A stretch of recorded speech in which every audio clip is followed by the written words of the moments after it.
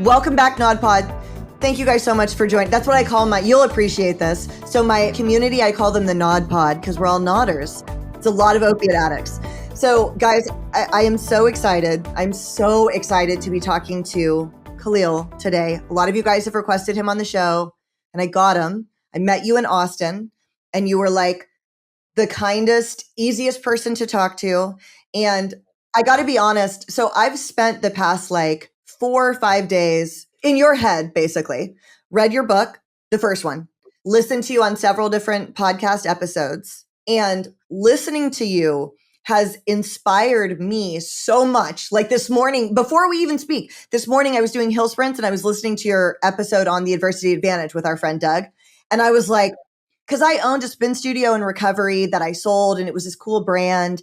And I have this podcast. And while I was listening to you, I was like, okay, now I just need to build this brand and he's right. And I can expand. And I was like so pumped just like listening to you. I'm so excited to have you on the show. Thank you so much for your time.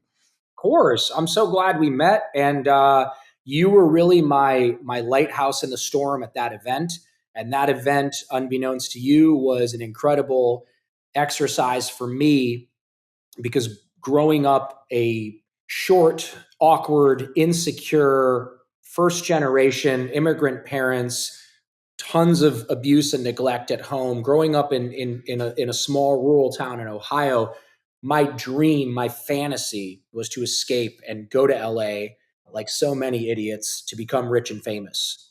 That was why I eventually left. And that's why I went there, because I truly thought, I think like a lot of people, because I'm friends with quite a few people who are in that world, and quite a few of those people are in our world, so to speak. And the ones that aren't are on their way, many of them. But I really thought that money and fame were going to solve everything. I really felt like if I could achieve a certain dollar amount, or if I could achieve a certain amount of fame, that all of my problems would magically disappear. And as silly as that sounds, there's a lot of people that subconsciously still believe that. So I've had little moments and experiences around fame, meaning I'm going to use somebody that I'm actually best friends with, and I'm not dropping his name, but somebody who I love dearly and I've gone all over the world with him. But Kelly Slater as an example. And you live in a coastal town, so you can appreciate how famous he is. And, you know, I've gone a lot of different places with him, and everywhere we go, you can't go 3 steps without somebody stopping him and asking him to take a picture with him. He, for whatever reason, is so accommodating and so kind and so seems like he's into it, actually. And when I asked him after it happened like 50 times and it interrupted our day and our flow and what I wanted to accomplish for my own selfish needs. And by the way, I'm the first one to want to get a fucking picture with him when I'm with him, but I get irritated when other people ask for a picture. And I asked him, I'm like, it's so weird because we have another mutual friend who's in another industry who is as famous as they come. And he literally says no. When someone comes up and says, hey man, can I get a picture? He's just like, nope, I don't do that.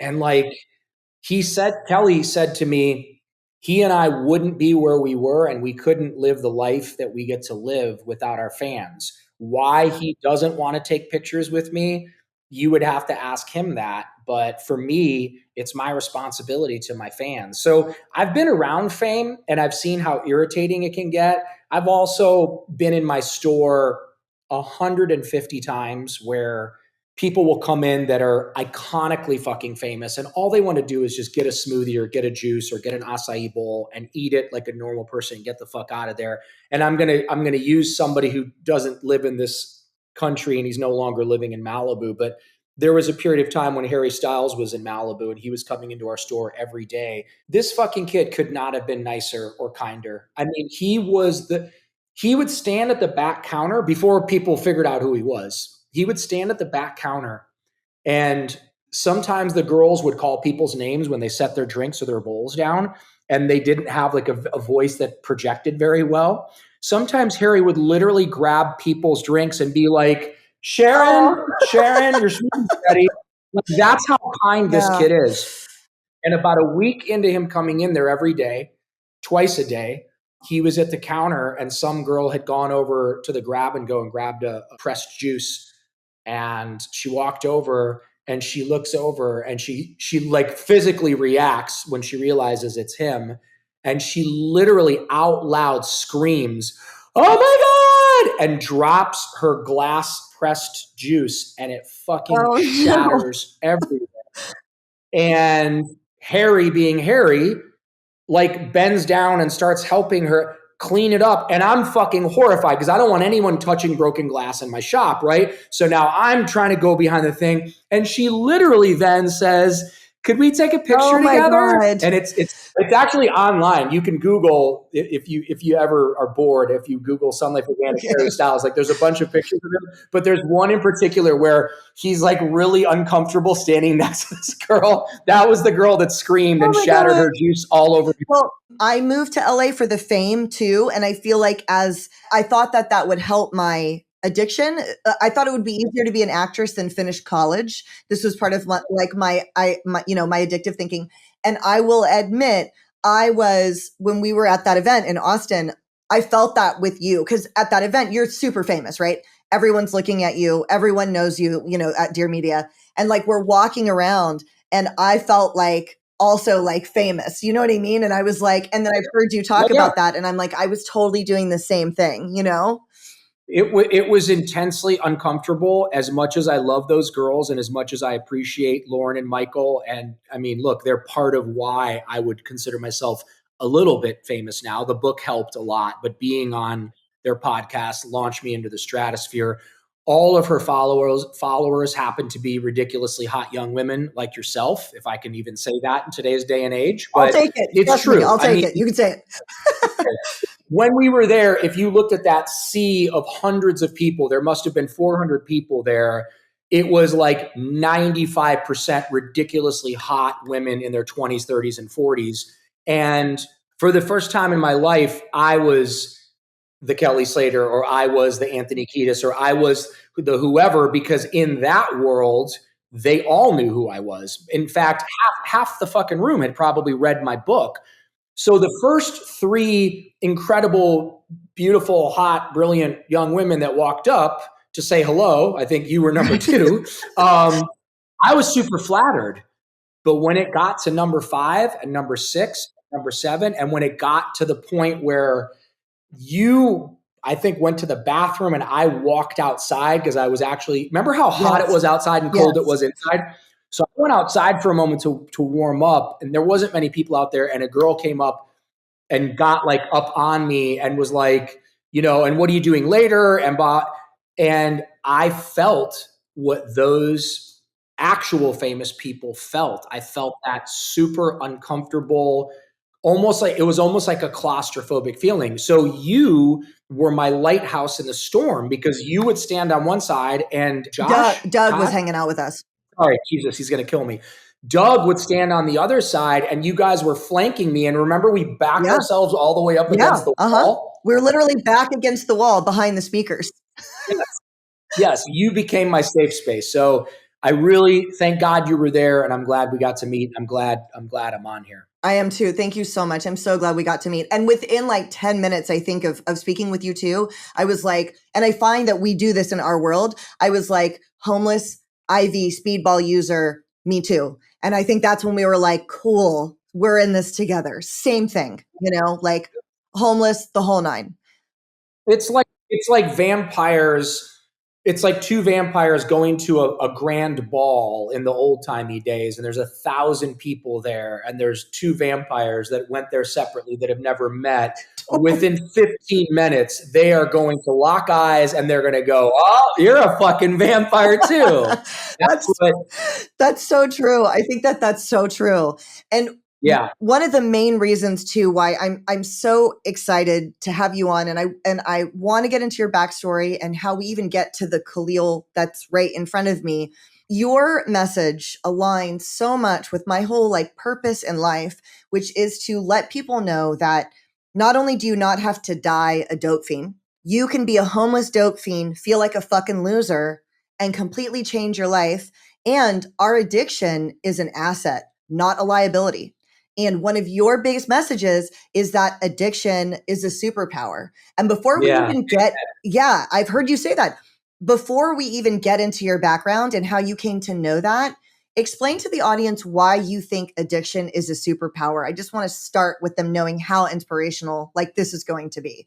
Well, anybody listening that had any type of a habit, any type of I don't care. It could have been pills. It could have been kratom. It could have been heroin. It could have been speedballs like us. It could be smoking, IV, parachuting, whatever kids do these days, putting it up their ass. I have no idea. But anybody that had any type of a habit understands that when you are unwell, when you get sick, dope sick, there is nothing that is going to come between you and quote unquote getting well, which is very sad that that's what we used to call it, because it was not getting well. It was getting more sick.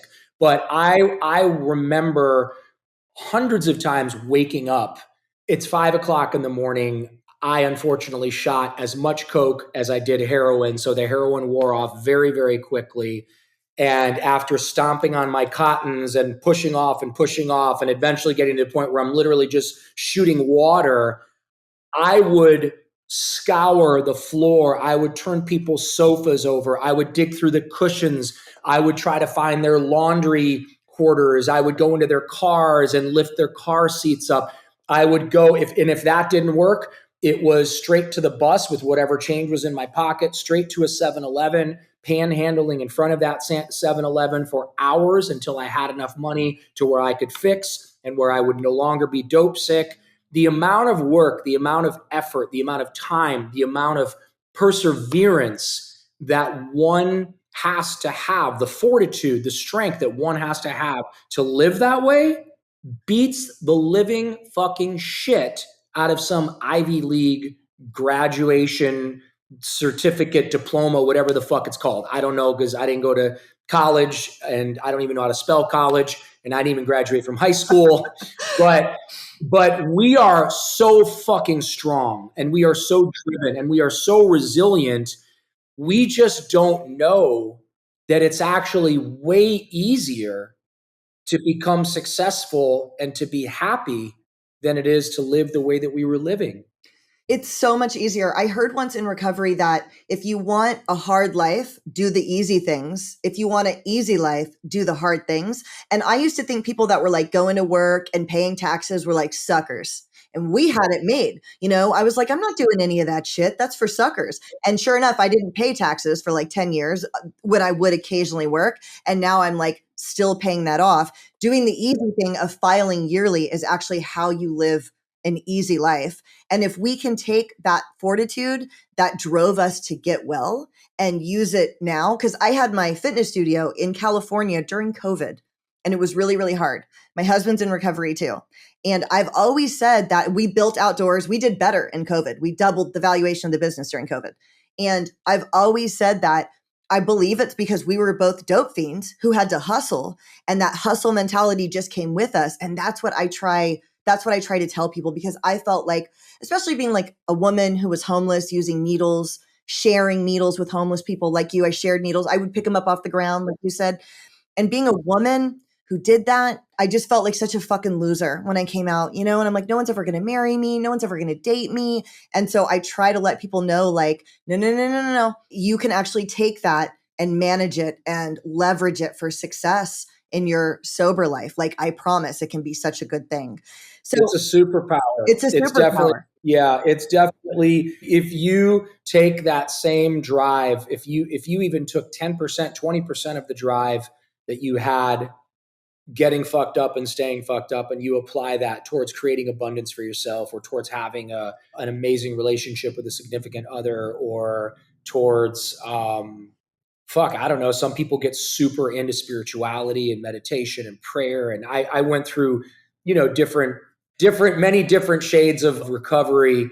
For me, I love business. I love providing jobs for people. I love inspiring people to be healthy. I love being an author. I love being a speaker. I love being an entrepreneur. And I got to be honest, I love being rich. Yeah. I love having the money to spoil the shit out of people that I love. That's the coolest shit ever. That is like that's a big part of my identity. I think because my language of love is gift giving. So I love doing nice things for people and having, you can never be broke enough to help people, but man, you can make a bunch of money and you can do a bunch of really cool things. And I was taught, thank God, in recovery that do good things and don't get caught.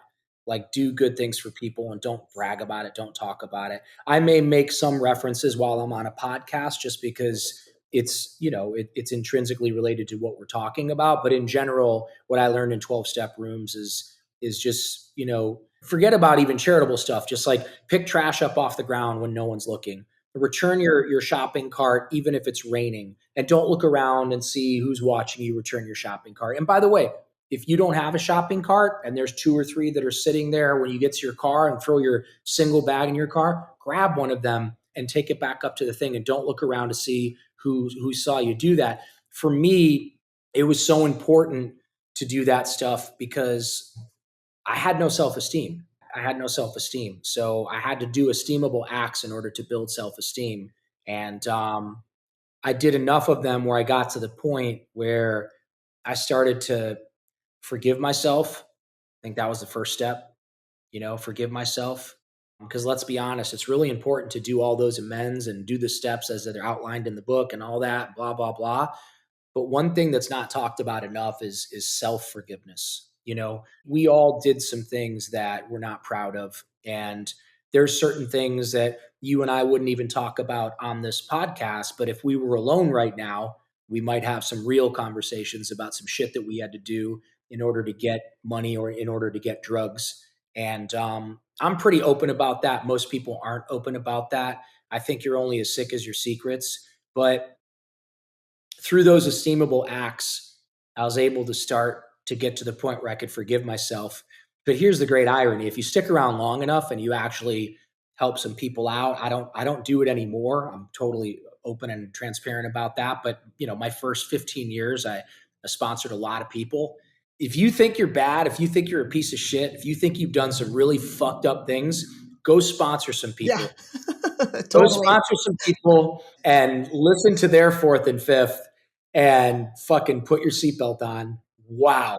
It's the great equalizer, right? Because then we understand that we weren't alone. And I'm like you, I share a lot of that stuff too. I share a lot of the dark stuff. I think it's really important to have a few people out there saying like, yep, I'm a woman alone and I picked up needles off the ground. I did. I would use your needle if you weren't looking. I didn't care. I lied to somebody once. My rig broke. There was this older dude in this abandoned apartment and I was like, let me use your needle. And he was like, I have Hep C. And I lied and said, I do too. Can I use it? And he I was can like, relate. but I've never heard you say that before. And I was like, well, it's never come up, but I do. To use his needle, knowing he had Hep C. Like I did that. I want to back up to how you got there because your origin story is so important because I've learned the longer I'm doing the show, there are definitely a lot of addicts that have done well ultimately in life, right? There's a lot of us. Your story, though, in particular, is a literal rags to riches story. And there's no assistance along the way of any kind, except for you developing relationships with people and your work ethic as you started to come back. And that was how you built a multi-million-dollar brand with 10 locations. There was no family money. There was no loans. You didn't have any credit. You had to put this together brick by brick based on your work ethic and the relationships you were developing. And that was one of my biggest barriers was same thing. There wasn't going to be any family money helping me out, no credit. How do I do anything? I got clean at 34, a little bit older, like you've said, and thought like, how am I ever going to do anything? So let's talk about, you're from Ohio and you didn't start out with a lot of advantages. Can you talk a little bit about your life then and how you were raised? Yeah, I don't talk about it too much anymore, but Okay. no, it's fine. Just to summarize, immigrant parents, both from different countries, different religions, both of them had to learn the language. Neither of them know how to be parents. There was a lot of neglect, there was a lot of violence, and there was not just sexual abuse, but there was incest. So that's sort of the template. That's kind of the petri dish of filth that I grew up in. And you know, the reason I don't talk about it so much anymore is because I don't like to give too much energy to it, because I truly believe that we co-create our existence through our words, through our thoughts, and through our ability to visualize. The other reason I don't talk about it too much anymore is because, oh, okay, so I got molested, or you know, my dad beat my mom, or I could tell you 1,000 sad stories. And by the way, if this was 10 years ago, I'd spend half the podcast talking about how horrible my childhood was. But why didn't Oprah end up shooting dope and smoking crack? She got raped. There was incest there. She was pregnant at 13. She was born black in a time when being born black truly was a disadvantage. She struggled with her weight her entire life. She had so many more difficulties than I had. And yet she went on to inspire and help a billion people. So for me to sit here and tell you that I shot heroin and I smoked crack because someone touched my naughty spot and because no one loved me and my parents didn't love me, all of which is true, it's not honest. It's not honest. I smoked crack and I shot heroin because it fucking felt great. And I'm selfish. And me feeling good is more important than how you feel. And me feeling good is more important than the safety of you, your husband, the contents of your purse, your car, your ATM card. When I was out there drinking and using, I didn't give a fuck about anybody but myself for 80% of the time. There were moments where some of the kindness, which I think I inherited from my mother, would shine through. I do remember moments of being on the street and helping others and kind of sharing what I had, but I got high because it felt great, and I got high because I was awake. If I was sleeping, I typically wasn't smoking crack or shooting dope, although there were some blackouts where I'm sure I was, or I would wake up in the middle of a nod and I'd push off the rest and, you know, whatever. But it was a horrible childhood.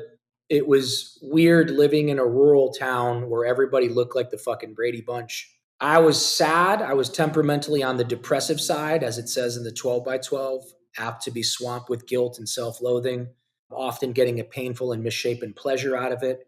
I used to go to a lot of 12-step meetings. And I was shaped funny. I talk about that physically, somewhat. You mean? Physically? Yeah. Okay. Yeah. Yeah. I got really short legs and I have a very long torso and I have a massive skull. And I now, at 53 years old, I know how to get the right haircut and style it the right way. And I've trained my body to look somewhat proportioned. I know that I get a 5-inch inseam on my shorts instead of the 7. Like, I know how to work with what I got, right? I ain't complaining about what I got. God bless me. I got a fucking full head of hair at 53 years old. I'm built like a fucking tank. I've got, you know, a lot of energy. Short people live longer.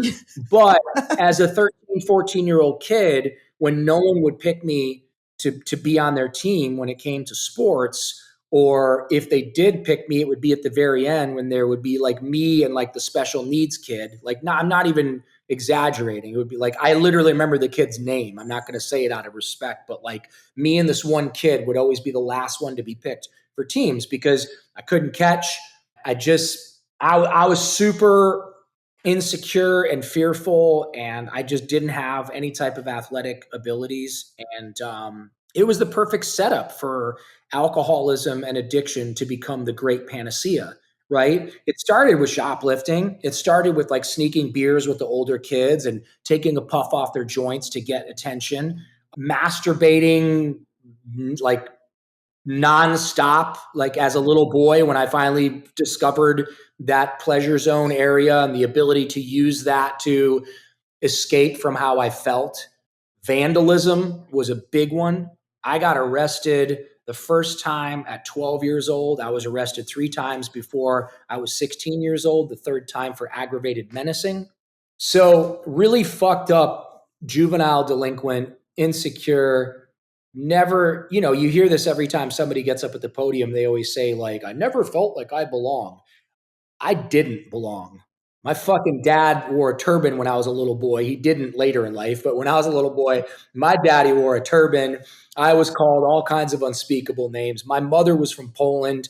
You're too young to remember what it was like in the 70s, but there was a show called All in the Family where every other fucking joke was about Polacks and Polish people and how fucking stupid Polish people were. And so half of me was getting made fun of by these people, and the other half was, you're a fucking terrorist, you're this, you're that. Like, it was brutal. So drugs and alcohol, ultimately, much more so than vandalism, shoplifting, sex, masturbation, junk food. I consumed a lot of junk food. I was addicted to video games. I was addicted to just about everything. Nothing worked better than drugs and alcohol. So that became my panacea. That became what would soothe my soul. And I started at a very early age, and I progressed slowly because I would blackout drink as a little kid, as a young teenager, and bad shit would happen. I mean, I would regularly sleep with my best friend's girlfriend, or sleep with my girlfriend's sister, or sleep with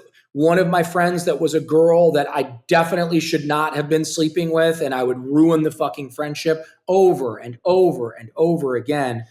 So yeah, I was cautious. My blackouts would happen, or my binges would happen, and then I would abstain. And then it would happen again, and then I would abstain. And as I got older, they got closer together. They say it's a progressive disease, right? But it really wasn't until my early to mid 20s when I started experimenting with the harder stuff, I found that I could get away with shit. Like, when I would get blackout drunk, I would do some really stupid shit. But when I would take a bunch of ecstasy or a bunch of ketamine, or I would candy flip or hippie flip, or kind of had some amazing experiences, some that I still hold near and dear to my heart. I mean, there was some transcendent experiences on psychedelics, on some of the, more interesting drugs. I loved Xanax and all the barbiturates and the benzos. And then I was in a rock and roll band, and all of the guys in the band were super cool, and I was still pretending like I was super cool. And unlike everybody else in the band, I wasn't famous, and I didn't have famous parents, but they did, really famous parents. I was living in Malibu, so these were sort of like the scions of rock. I think the word scion. Scion. I think it's Scion. Pronounced Scion, but I know exactly what you mean. So you moved to LA at some point, and you start trying to make life in LA. Okay. I did, yeah. And I got my SAG card fairly quickly. Okay. I have to ask you about that, because I got my SAG card not fairly quickly. Getting your SAG card is almost fucking impossible. How did you get? I thought I was going to be so special that I would get Taft-Hartley'd, which is so rare. How did you? Did you get Taft-Hartley'd? How did you get your SAG card? You did? I didn't. I did the extra work route. How did you get it? I was on the set. My girlfriend was a model, and she was shooting a Diet Coke commercial in wherever Magic Mountain is out there. Where, like Canyon Country, Magic Mountain, Valencia. They were shooting a Diet Coke commercial, and I was standing on the sidelines, and the agency was there, and they were like, "What about that guy?" Literally, right out of a movie. They were like, "He's not part of the," and they were like, "Well, we want him." Oh my God. And so you got Taft-Hartley'd, which almost never happens. I thought I would get Taft-Hartley'd and did not. I had to do, you get the vouchers over time doing extra. Yeah. That's the way I did it. So the production company HSI paid $1,250 to Taft-Hartley me. I ended up in a commercial, and I ended up in a few more commercials, and I was well on my way. And I really, and this is going to sound super arrogant, but I know enough really famous actors. There's nothing special about them. It doesn't take any great talent to pretend to be like someone else. In fact, most of the people listening to this podcast right now, if you are an addict or an alcoholic, you're probably pretty amazing at pretending to be somebody that you're not. Right. And you probably could have been a pretty amazing actor. Being an amazing actor involves quite a bit of mental illness. If you were an amazing actor 150 years ago, you would have been locked in an insane asylum. If you're a really amazing actor today, you get $25 million a picture. Right. So I was well on my way. I just couldn't handle the auditions. Every audition I went into, now I'm sure most of this was in my head, or maybe it wasn't, but every audition I walked into, which was maybe a couple, everybody was 6 feet tall.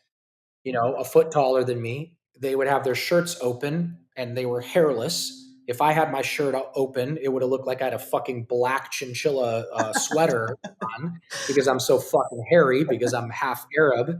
And I always have this like layer, this just like 2 inches of Arab man belly. And they had fucking the 8 packs with the striations on the side. Like their sides had abs.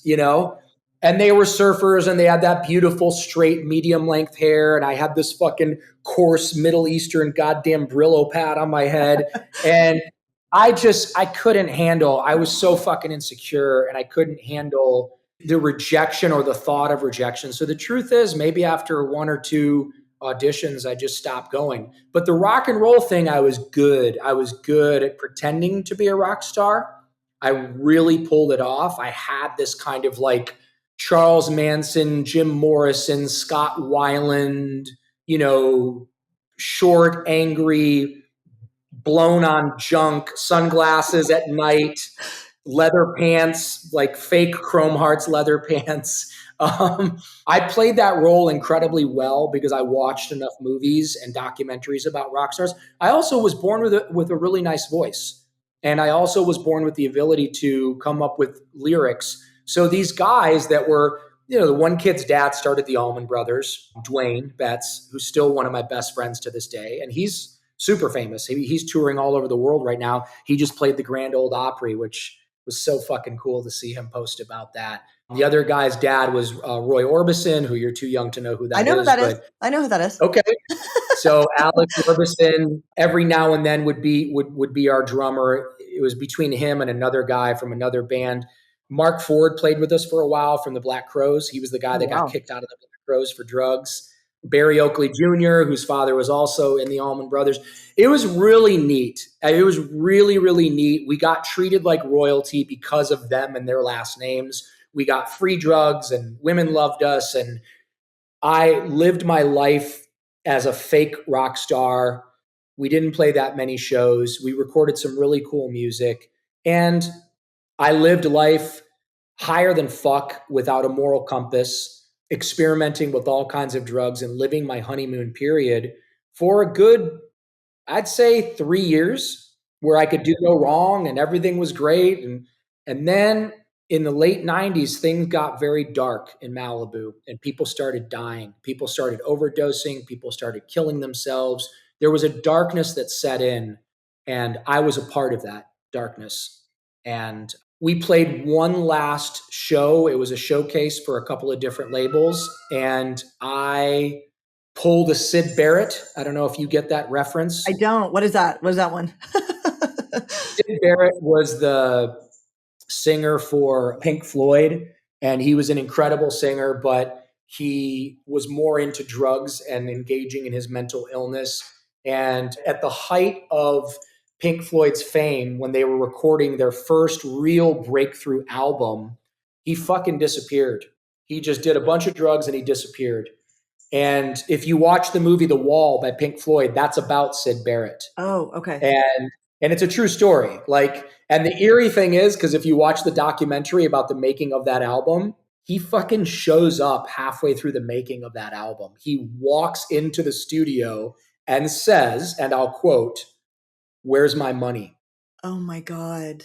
And the manager's like, fuck, go call the record company, get a total, get him a check. And he got the check and he walked right back out. And that happened a few more times until eventually he just disappeared and no one ever saw him again. Really? So to this day? Yeah. Yeah. Oh, that's wild. I didn't know that. Yeah. So at the height of my almost famous moment, I panicked and as a petulant child thought, wouldn't it be glamorous if I just sort of disappeared for a while and went and lived on the streets and, but yeah, fucking brilliant. And I did. And the wheels came off. The car got impounded. For a while, I could call girls like yourself and, can I come over? Can I borrow your ATM card? What's your PIN number? For a while, people would have pity on me and take me in and hose me off and clean me up and feed me. And then I would disappear after 90 days. And then after a while, I became like homeless, like real homeless, not homeless, like crashing on my buddy's sofa, not homeless, like sleeping in my car, but legit homeless, welfare, food stamps, panhandling. And that was 2002, and 2001, 2002, and 2003, almost 2 years of real solid, I'm fucked. I'm never going to get out of this. I already was a convicted felon. I already was a high school dropout. So I had just given up. And I just gave up. you were on Skid Row at that point. This is where he ended up. So there's one story in particular that I want to ask you about because I really relate to this. I think this was in your book, or I heard it on another podcast. You were in a bathroom and you had written "God help me" in your own blood. But weren't you, and again, our listeners are most of them like, heroin addicts, opiate addicts. And so we all understand, my co-host and I talk about NDPEs, near death poop experiences, where you're so constipated, it almost kills you. Wasn't that what happened with you? You had used a pencil to try to dislodge, and that's what happened. I mean, that's like the height of, and that was shortly before you were finally homeless, right? Like the power was turned off. Like the scene that you paint around this is very clear. Well, I mean, to be fair, I'm an idiot, but I'm not a complete fucking idiot. I definitely went and bought like 2 cases of Fleet enemas, which normally in the past, if you guys were hardcore junkies, you know what a Fleet enema is. I think it's like a silicone or silica. It's some really slippery shit that you shoot up your butt and then you finally shit. And it got to the point where even that didn't work. The pain, the stabbing pain got so bad, trust me, I tried with my fingers. I tried with the enemas. I even got like an enema bag and I tried getting water. Nothing would get this shit to come out of me. And the electricity and the water had both been shut off. The electricity because I didn't pay my bill, the water because I wouldn't answer my door because my landlord was demanding the rent that was 3 months late. So just to sort of teach me a lesson, he shut the fucking water off in my unit. So, there's flies everywhere for obvious reasons. There's blood everywhere. I was a picker. When I would shoot the coke, I would pick. You can still see there's scars all over. You can see here, I cut that part of my nose out right there with cuticle clippers because I thought I had worms and bugs coming out of my nose. I clipped the sides of my ears off. There was blood everywhere, flies everywhere. And yes, I wrote in a very dramatic fashion, God help me, God help me. Because my fantasy always was that somebody was going to come save me. And I knew at some point my girlfriend and her family would come back from Europe and they would see that. And then, of course, they would save me because I always wanted somebody to save me, sort of a common theme throughout my life until I realized that Mama Bird is never coming back. Right. So you either fucking lay in your filth and your shit or you jump out of that nest and you fucking fly.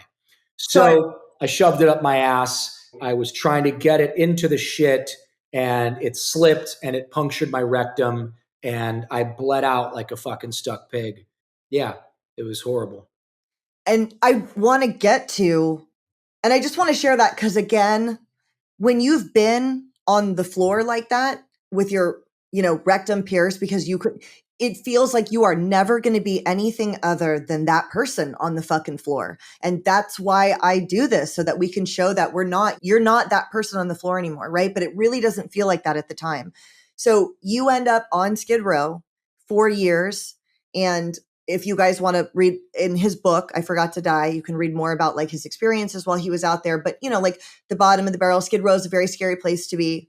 I heard actually on one of the podcasts, somebody was like, is there like a community of homelessness though? And they kind of like look out for each other. And at the same time, while I'm listening, you're on the podcast. We both laughed a little and you're like, no. And I was like, and I answered out loud, no. When you're out there and you're homeless, there's no like real homeless community. You know what I mean? People will take your life for $5. Yeah. They'll kill you over a $5 rock. I will tell you though, one of the girls that's in my book, I think it's in my first book, where the guy and the girl The girl was helping me to score because it was Christmas and there was nobody selling. Remember, No Christmas for Junkies? Yes. And part of the first book. The girl that I met who was all tatted up, and the guy that we eventually went to go get the dope, who was also tatted up with all kinds of like MS-13, or I don't know. Maybe I shouldn't say MS-13. I don't know what gang he was affiliated with, but he was fucking tatted up everywhere. And they all their veins were collapsed. So I had to hit them in their neck. And I lied and I said I knew how to do it, right? Because that's what we do. I wanted to get the dope. And he's like, do you know how to hit people in their neck? I'm like, yeah, of course. And so you miss, they're dead. Right. It's right? an artery. Yes. Uh-huh. So it's your main artery. So Yes. I didn't miss, thank God. Years later, I think 3 years later, she walked into a rehab where I was working. Oh, wow. And we, like the moment she walked in, I was like, and we had only known each other for one night. Yeah. And she was like, I know you. And I'm like, I know you. And I'll tell you why I remember. I could not believe how fucking gorgeous she was. And I couldn't understand why she was living like that. Yeah. Isn't that interesting? Yeah. Like, it was okay for me to have scabies and ringworm and be living on the fucking streets, but because she was beautiful, somehow that made her exempt from. That's interesting though, because I had cops say that to me too. Cops would say, and it's like, it's different if you're, and obviously it's not acceptable for any human being to live that way, but I think you're right. Like, police would say that to me because I got arrested all the time, and they would separate me from my junkie boyfriend that I used with. And they'd be like, Janine, what are you doing out here? You're a beautiful girl. You shouldn't be living like this. And that kind of adds to, and in a way that's a double-edged sword, because in a way there's some privilege there. I could panhandle a little easier. Like my hustle, I acted like I had run out of gas, and I found some car keys on the ground. I have a car, and I stole like a little cute dress from Walmart, and I picked really bad too. So it was only when I wasn't so picked I could approach you. And I would walk up to somebody and be like, hey, I ran out of gas. My car's around the corner. I need to get one of those things that you put gas in. Do you have like $5? And I would act like I didn't even know what it was called. And it was easier for me to, because I was like a girl on the street and in my 20s, and people would be like, oh, she must have just run out of gas. But it also like keeps you using longer when you're able to do that. But then also the shame of that, as it does feel like I'm a girl, I shouldn't be doing this, you know, and that did stick with me for a while, you know, like it definitely stayed with me for a while. So, well, I recognized her immediately. She recognized me. We had a very interesting interaction while I worked at that rehab. I worked at rehabs when I was newly sober because nobody else would fucking hire me, obviously, as a convicted felon and as, you know, high school dropout, all, you know, blah, blah, blah. Needless to say, I didn't have the best boundaries, which I don't think is uncommon. No. But here's the kicker. Here's the punchline. Maybe, I don't know, 2 years ago, I think, could have been. It was after COVID, because I remember the stores were all open again. But one of my corporate trainers, this girl that's been with me forever, said that there was a kid at Calabasas and he wanted to talk to me. Was it okay to give him my number? And I'm thinking like, oh, he's got a drug problem, whatever. And I said, sure, give him my number. So he calls me and he's just like, hey, man, I know you don't know me, but blah, blah, blah. But my mom is so-and-so. And I'm like, oh, cool. And he's like, yeah, like, do you remember, like, you guys knew each other, like, on the street? And then she worked at the rehab you were at. And I'm like, there is no way. And this kid was so cute and well-adjusted and smart and kind. And that was his mom. She cleaned up and she got her shit together. And like, if I saw that in a movie, I would not believe it. Yeah. But her son worked for me and was this great, beautiful, well-adjusted kid. She ended up being this amazing mom. And like, if you read my book, the first one where I talk about Sarah, and I used her actual name, nice boundaries, Khalil. But if you read she knows we're best friends. But if you read my first book, same thing. I mean, I helped a girl get clean and sober. I housed her at Riviera Recovery, who had all three of her kids who were from three different dads, all taken away by the state. And, you know, this girl, talk about hopeless, you know, like shoot to die, like whatever. She is the most beautiful, incredible, amazing woman and amazing mother. And she got all three of her kids back. One of them just moved out. I think, how old is Elijah? 21. One of them's about to go off and go to the Navy, and one of them is a professional skateboarder. Oh, that's so And cool. she's like one of my best friends in the world. And like, we have those types of conversations that you can only have with people like ourselves. But like, she tells me, like, Khalil, and she's rich now. She's like, Khalil, I wouldn't even try to tell my neighbors, because she lives in a really nice fucking neighborhood. She's like, I wouldn't even try to tell them about my past. She goes, it's not that I'm embarrassed. She goes, they wouldn't fucking believe me. They see me with the Suburban, taking the kids to karate practice and jujitsu practice and going to church on Wednesday and going to church on Sunday. Like, we became the suckers that we used to make fun of. The Totally. people that did get up and go to work, the people that do go to church, like the fucking joke was on us. Yes. We were the suckers. Yes, 100%. We were the suckers. So Yeah. I worry about that too, that people aren't going to believe me. My record is still listed online.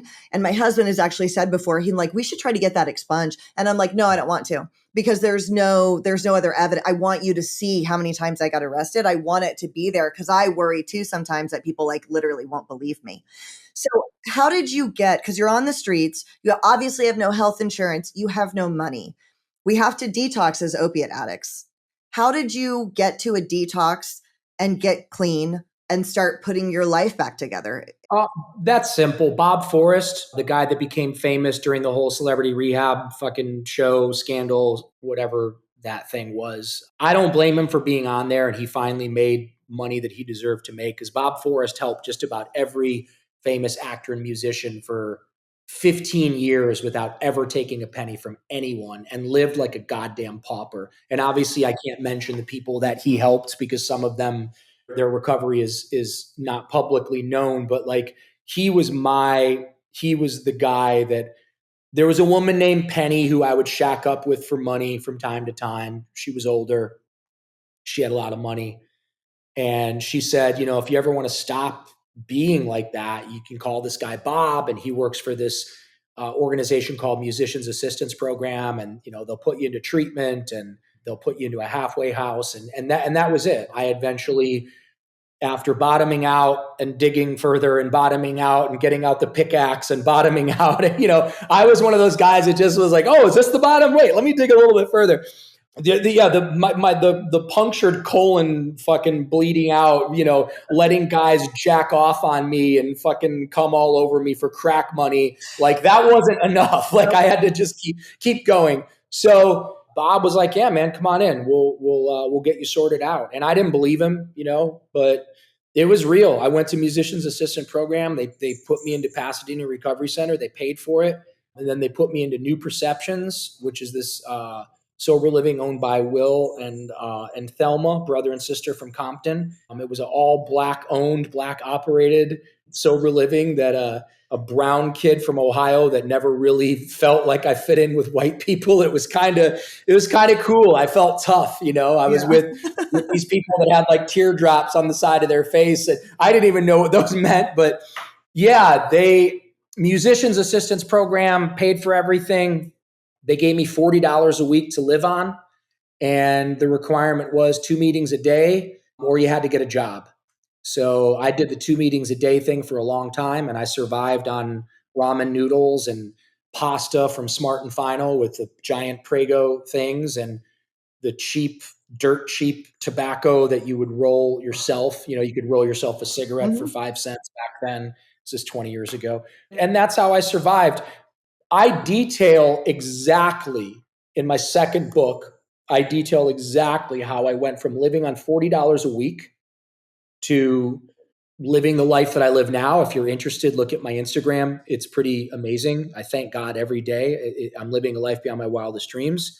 I detail in my second book exactly how I got here. The funny thing is the first book, which is the memoir with the scary looking mugshot on the front, that book, I was just telling Jackie, my assistant, that to this day, I get thousands of dollars every single month. Fucking money just keeps pouring in 10 years later from something that I worked on for intensely for a short period of time, and money just keeps pouring in now. The second book, which I think is way better, Lessons I Learned Crawling Out of Hell. The book's called Remembering to Live, Lessons I Learned Crawling Out of Hell. Nobody wants to hear about hard work. Nobody wants to hear about cleaning houses and washing dogs and cleaning dogs' anal glands and no one wants to hear about that shit. People want to hear about the Cinderella story, the guy that went from rags to riches, but it wasn't like, oh yeah, I got sober and then I found this big pot of gold and I started buying Rolex watches. No, it doesn't work like that. And by the way, if it did work like that, I'd probably be fucking high or dead. Because the one thing that I was always missing was humility. And I barely have any now, as you can tell. No, that's not true. I strongly disagree with that. But ultimately, what you did, and this is the coolest part of your story, and this is what I want people to know, your work ethic and the relationships you built in early recovery, like he mentioned, washing cars, doing things, your future will build based on that way more than the mistakes of your past. And the relationships that you developed with people are how you continue to build and start to get investors, right? And build your brand. That's essentially what you did, right? You met people, you impressed them with your work ethic, and you put your life back together, basically. I want to talk a little bit about the investor thing, because that also kind of contributes to the idea that, well, but the people listening, they're not going to have access to investors. When you say investor, I helped a guy get clean and sober. That guy and I built a friendship.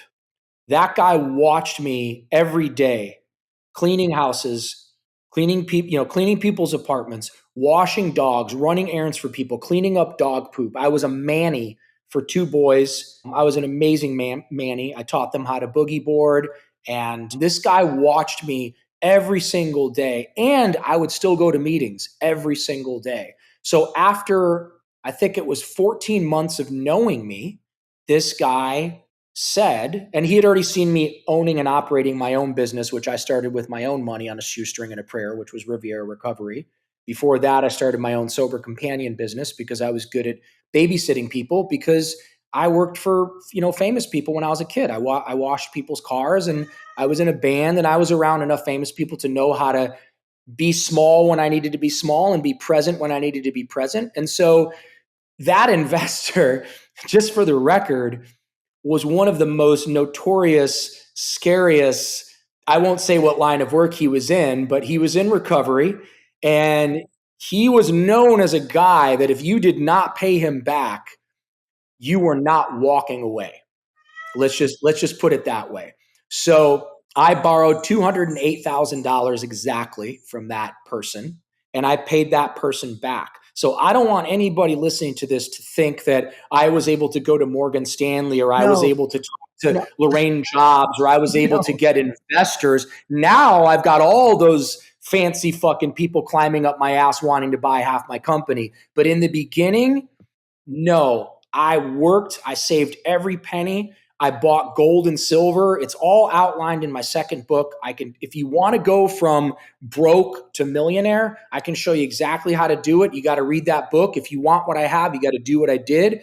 But I need people to understand you do not have to be smart to be successful.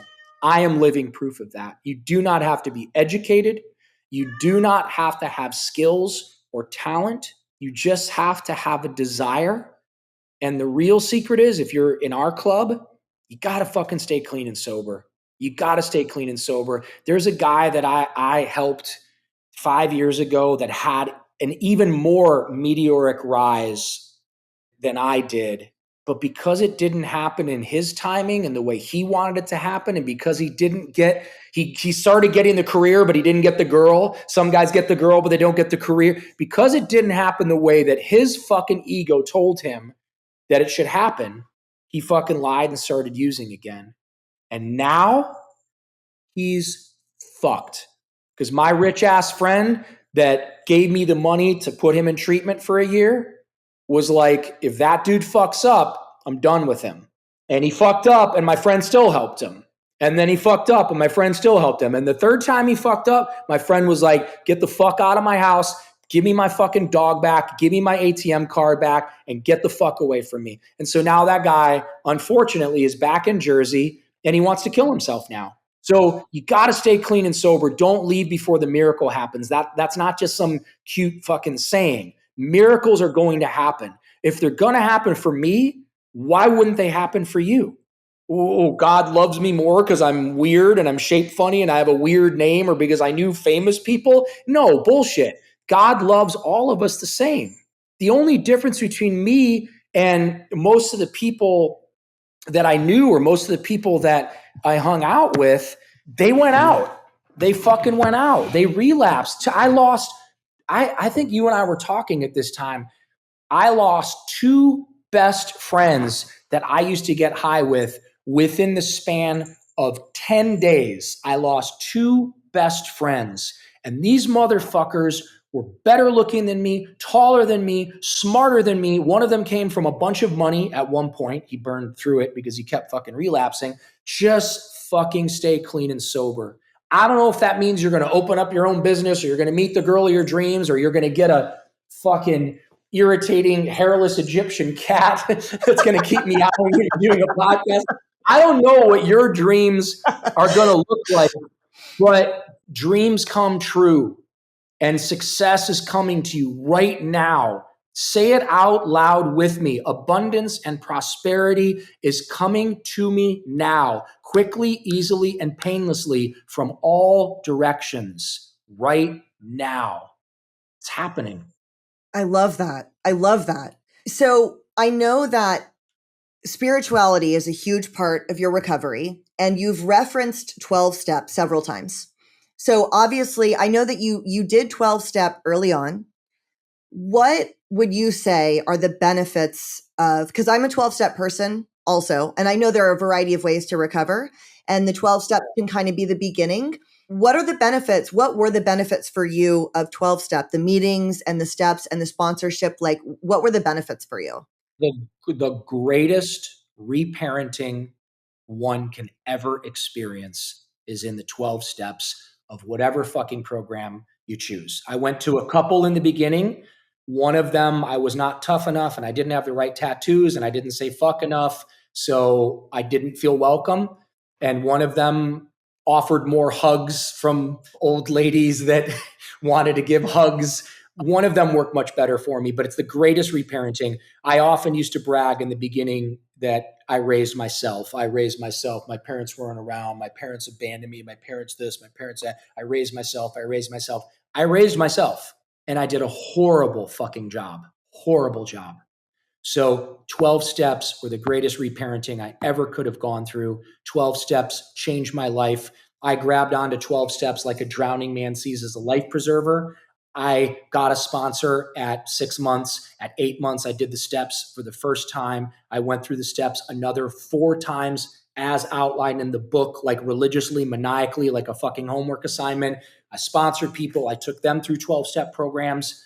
I was addicted and obsessed with 12 steps, with the fellowship.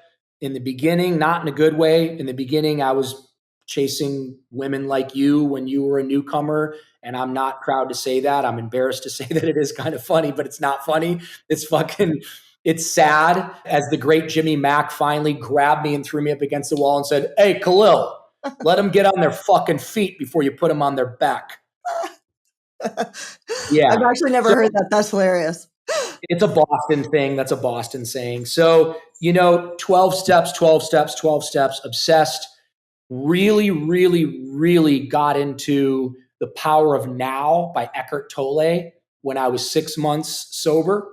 And then thank God, I did the Think and Grow Rich. I did The Secret. I did all that stuff. But the biggest, most pivotal, life-changing thing for me was Byron Katie. Byron Katie wrote a book called, I think it's called Loving What Is. And she calls it The Work. The Work. And it's kind of 12-step-ish, but it's different. And the work in that book, it was a fucking complete paradigm shift. I had a complete paradigm shift. which then allowed me to have many spiritual awakenings over the last 20 years. But that was the beginning for me. 12 steps ad nauseum, power of now, which helped me to sort of, I was wrestling with the God thing. Like, oh yeah, well, if there's a God, then why the fuck did, I get molested? And how come I had these fucked up parents that were immigrants? Listen, 20 years later, thank God I went through what I went through. I wouldn't wish that pain and suffering on my worst enemy, but thank God I went through what I went through, because I finally got a tiny little bit of humility. I finally shifted my focus from victimhood to champion, to conqueror, to success story. My new line drops on the 17th with my favorite clothing brand. I can't believe at 53 years old, I got asked to do a capsule collection. Oh, that's so cool. Yeah, this is my line. It drops on the 17th, 10,000 gear. I don't know if you can read that. Yes, it says, okay, so for those of you that are just listening, it says, I didn't crawl my way out of hell to live an ordinary life, on a t-shirt. That's why you've been using that little emoji, the fire lightning, emoji. Okay, yeah, or this is my line emoji that's coming out. So thank you. That's so cool. These are extra large. They're not mine. Not that misshapen. 5'7", can you imagine? Extra large.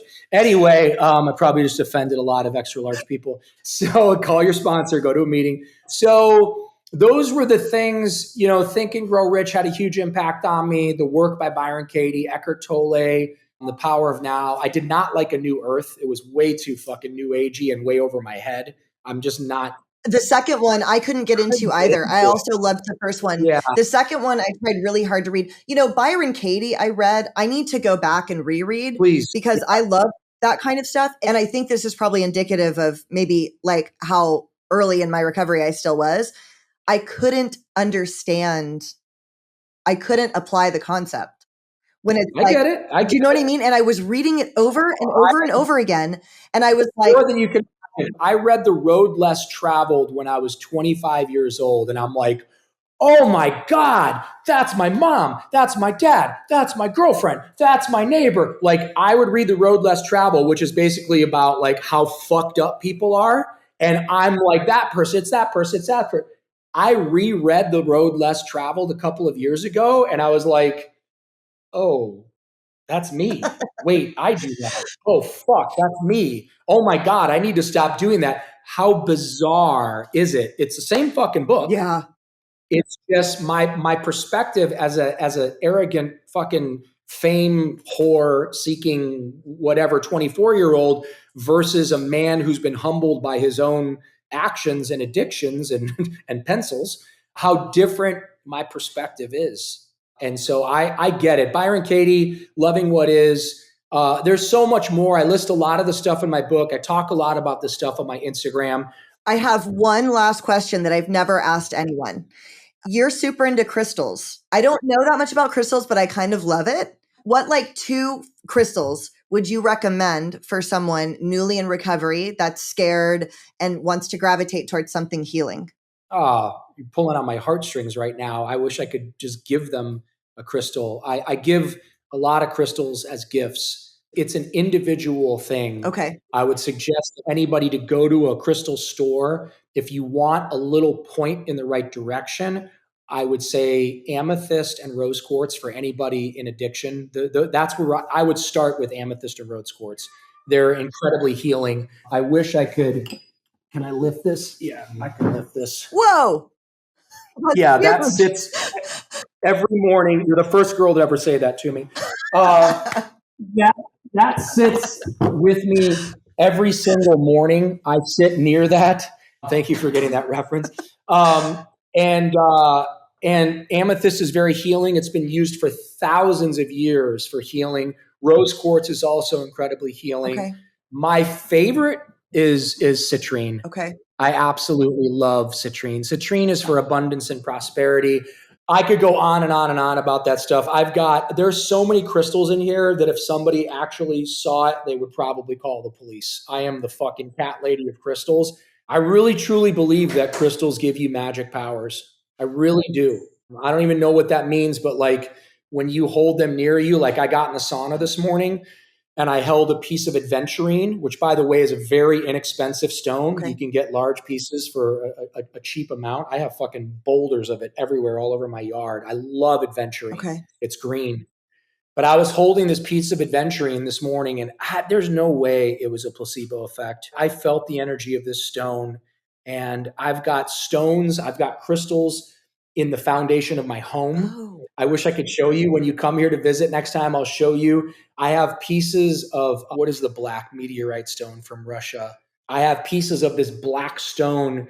I have spheres of black obsidian placed around my yard to absorb any negativity. Like, that's so cool. I have this huge, can you see that? Yes. What is that? That is onyx. That is one of the most powerful stones ever. It's like a fountain. Okay, you guys, there's a giant, it's probably the size of me, onyx fountain in his yard. It is. It's incredible. Okay. And this is why I wanted to ask you about that, because it's like an alternative way to heal. And I've never asked anybody that knows about that stuff. And I'm kind of into it too. So I just wanted to get what your recommendations were. You know, the essential oils and the crystals, and like, I spray myself with rose water at least 10 times a day. I'm obsessed with rose water. Make sure you get it in a glass bottle. Okay. Don't get it in a plastic bottle because you don't want that shit absorbing into your skin. Okay. Vitamins, superfoods, smoothies, juices. Listen, I went from 109-pound walking corpse with my teeth falling out of my head. I am 171 pounds right now.